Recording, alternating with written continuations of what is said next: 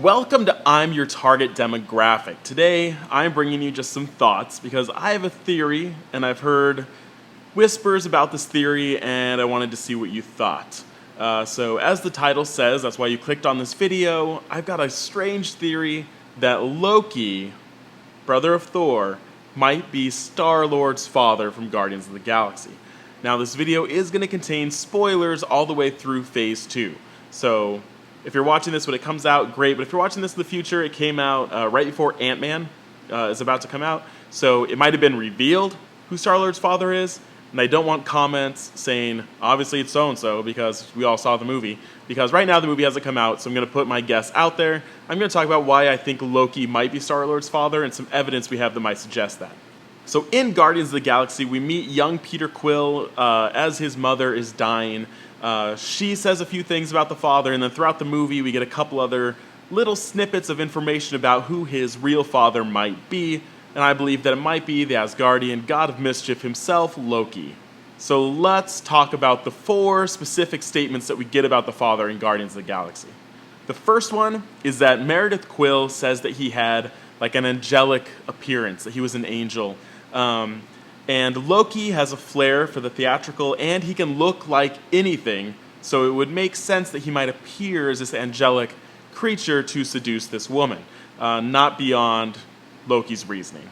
The second thing, at the very end of the movie, the Nova Corps revealed that Peter Quill is half human and half something else, something ancient, they say, which could be your first instinct is Asgardian, but really Loki is a frost giant, which is another ancient race.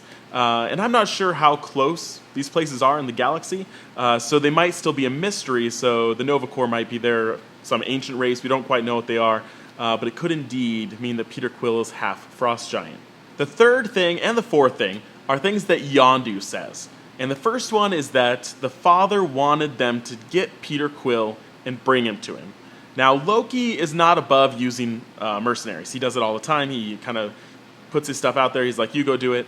But the weird thing, that's weird for Loki and weird for really any of these guesses, is why this father figure said, I want you to bring my son to me, but then 20 years goes by and they don't do anything, they don't say anything.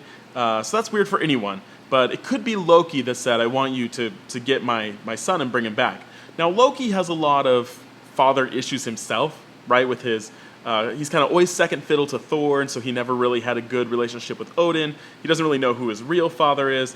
So maybe at some point in this timeline he decided, I don't want to be a father, I'll be a horrible father, and he kind of gave up on Peter Quill, which could explain why he let kind of Yondu and his crew keep Peter Quill. But that could explain that part.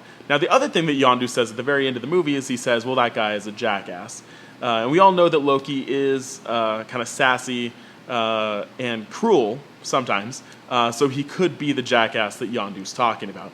Now we're going to talk about some other things outside of the movie, just in comic books, and some things from Norse mythology that might point to Loki being the father of the Star-Lord. Now in the comics, Loki is indeed very promiscuous and has children with a lot of different people. And he also changes his appearance to sometimes look like a woman, so his gender is very fluid. So it could be possible that he is the type to kind of seduce and have a child with Meredith Quill and then bounce. So that's kind of within his character. And then in actual Norse mythology, Loki is the father of kind of these chaos monsters that bring about what we call Thor Ragnarok, which is the next film that will come out about Thor. But he has these kind of monster children that's like a wolf and a serpent and kind of different monsters. So it's not unlikely that he might have a child with a human woman. Now, when you're thinking about the MCU moving forward, you might wonder why they would connect these two franchises this way, but it makes total sense. Now imagine this. We need to somehow get the Guardians of the Galaxy kind of closer to the other action that's happening. Right now they're kind of way off in some corner. Thanos is really the only thin strand connecting these things. But if there's a way to get the Guardians kind of to Asgard and to at least our 9 realms, they'd be much closer to the action. And what better way to do that than have Loki as a central part kind of this conflict. So maybe at the end of Guardians of the Galaxy 2, They end up in Asgard. Things are about to go down, and Thor Ragnarok is the next movie to come out. So we could see the Guardians potentially in Thor Ragnarok if this turns out. Another key figure that could play into this is a character named Angela. And Angela is actually the sister of Thor. And for a long stretch of the comic books, she was part of the Guardians of the Galaxy. So she fought with them, alongside them, kind of had these adventures, but she's also part of the Asgardian story, so it would make sense that maybe they find her and, she recognizes like, well, you're part frost giant, or this is Asgardian magic, or whatever, and takes them back to Loki and to Asgard to set up for Thor Ragnarok. Because remember, the Guardians aren't getting any of the Civil War action that everyone else is getting. Kind of there's this big thing, and they want Ragnarok to be this big spectacle as well, so it might benefit to have a couple more big names in the Thor mix to make that movie sell. So Angela would be a perfect character to come in and connect the two through lines and even maybe appear in future Thor storylines. So that's what I'm thinking. It could connect the films in a unique way. It could make Phase 3 a little more cohesive, more of a through line. It could bring the Guardians closer to where they need to be for Infinity War to happen. And it would just be a big surprise. James Gunn said that this is going to be a mystery. This is kind of something that's going to pay off big. And if it's not someone that's already established or really important to the comic book lore, why would they build up that suspense just to have it be somebody else?